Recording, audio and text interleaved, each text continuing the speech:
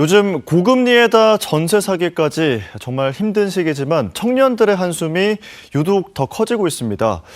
특히 부산의 사정은 더 어렵습니다. 일자리를 찾아 부산을 벗어나는 사례가 많아지고 있는데요. 부산 청년 일자리 사업에 4년 동안 2천억 원에 달하는 예산이 투입됐지만 해마다 부산에서 청년 인구 비중은 계속해서 줄고 있습니다. 정진명 기자의 보도입니다. 20, 30대 취업 준비생들이 이용하는 한 청년센터. 부산 청년을 위한 일자리 정책 사업의 일환으로 운영됩니다.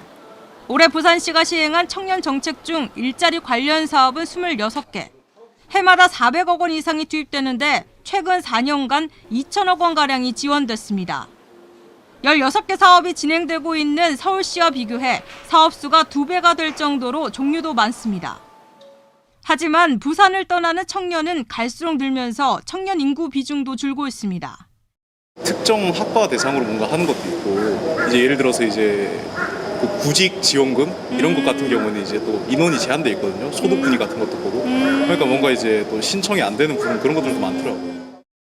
지역의 열악한 노동 환경도 여전합니다.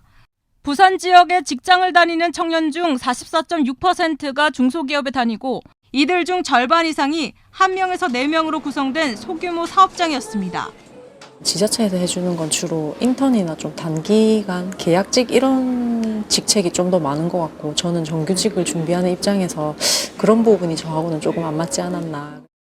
일자리 사업으로 지원할 수 있는 청년 대상이 한정적이고 사업 시행 이후 참여 청년에게 실제로 도움이 됐는지 추적 조사를 하지 않는 것이 문제로 지적됩니다.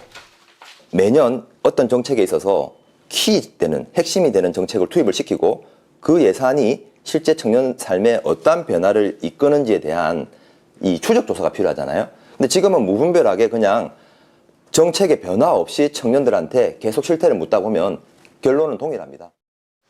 사업 예산만 편성하고 시행하면 해결됐다고 보는 안일한 행정력도 문제라는 지적입니다.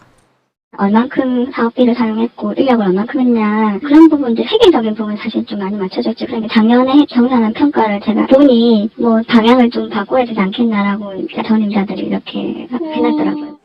부산시는 일자리 사업의 한계를 인정하면서도 효과가 나타나는 사업 분야도 있어 실효성을 높이기 위해 더 노력하겠다고 밝혔습니다.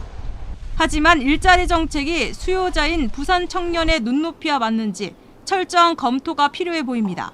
MBC 뉴스 정지명입니다.